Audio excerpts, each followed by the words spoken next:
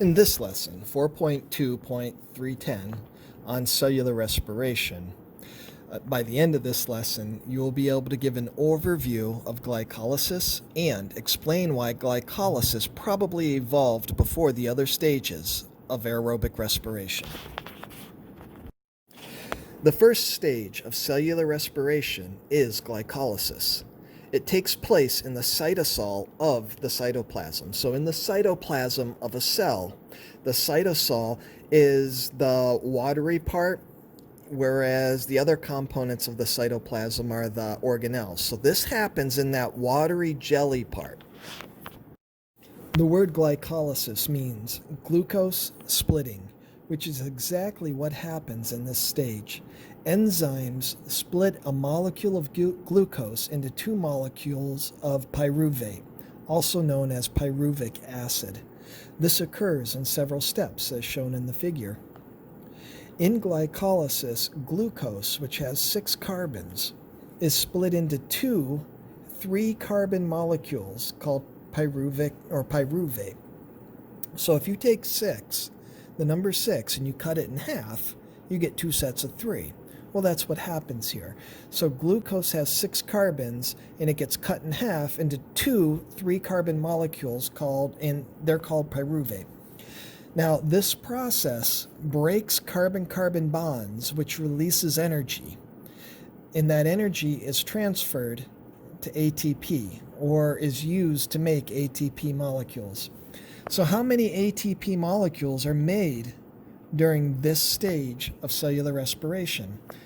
Well, look at the diagram, and you see that to break a chemical bond, so to split glucose in half and break that one carbon-carbon bond, you have to put energy in. In fact, you have to put 2 ATP molecules in order to break that bond. But that breaking, or the breaking of that bond, results in the formation of 4 ATP molecules. So if you use 2 and you make 4, your net gain is 2. So by using up 2 and gaining 4, your net gain, or the gain overall, is going to be plus 2 ATP molecules. Energy is needed at the start of glycolysis to split the glucose molecule into 2 pyruvate molecules. These 2 molecules go on to stage 2 of cellular respiration.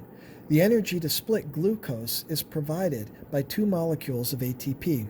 As glycolysis proceeds, energy is released, and the energy is used to make 4 molecules of ATP.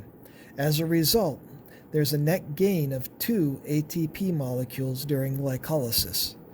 During this stage, high-energy electrons are also transferred to molecules of NAD+ to produce 2 molecules of NADH. Now, NADH is another energy-carrying molecule, and NADH is used in stage 3 of cellular respiration to make more ATP. So we'll see more on that later. Remember, stage 1, glycolysis. Stage 2, Krebs cycle. Stage 3, electron transport chain. Right now, we've talked about glycolysis, which is stage 1. Scientists think that glycolysis evolved before the other stages of cellular respiration.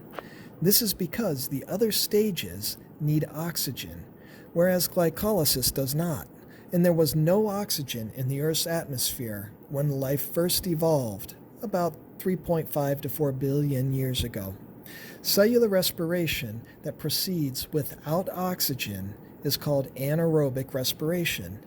Then about 2 or 3 billion years ago, oxygen was gradually added to the atmosphere by early photosynthetic bacteria. After that, living things could use oxygen to break down glucose and make ATP. Today, most organisms make ATP with oxygen. They follow glycolysis with the Krebs cycle, which is stage 2, and then the electron transport chain, which is stage 3, to make even more ATP than by glycolysis alone. Cellular respiration that proceeds in the presence of oxygen is called aerobic respiration. Okay, as a summary of what we just learned, in glycolysis, which is the first stage of cellular respiration or aerobic respiration, glycolysis, glucose is split into two molecules of pyruvate. This results in a net gain of two ATP molecules. And then we also learned that life first evolved in the absence of oxygen, and glycolysis does not require oxygen. Therefore, glycolysis was probably the earliest way of making ATP from glucose for the early life on this planet.